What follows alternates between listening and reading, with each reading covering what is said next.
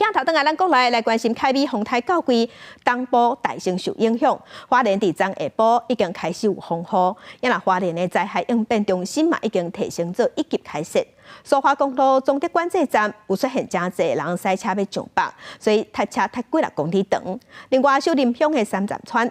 经过4月初3的大地震了后，附近的溪流也有真侪水石啊，拢还未清。嘛烦恼讲风台到季会造成灾情，所以即马全村拢已经撤离。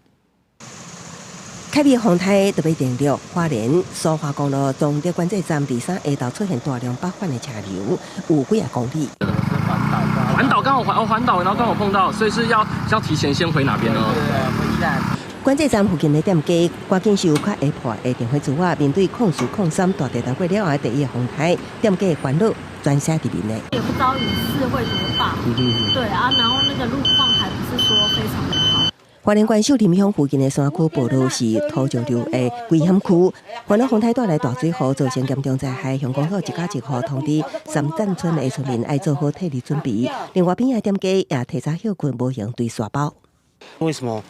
会前3站10到15零摄领，那是因为那个土石流，就是我们那个后山04、03开始崩落，然后它土石流已经下来到这个无名溪出口这里了。有那个撤离过吗？没有，所以没有印象。那对于说，因为那个接下来那个台风要来啦，会不会有点担心这样？会。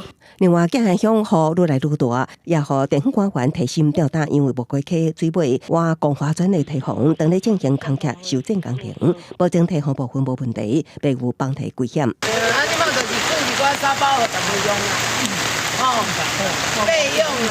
花莲有名的观光小姐游客无惊风雨，为着要摆吹空。另外，市区的饭店业者真无简单，毋忙着休热金条，也毋过风台较旧，互大帮率下一半，业者无奈，只会当赶紧加强风台措施。花莲县政府的灾害应变中心也提升为1级开设，做好风台应用。记者综合报道。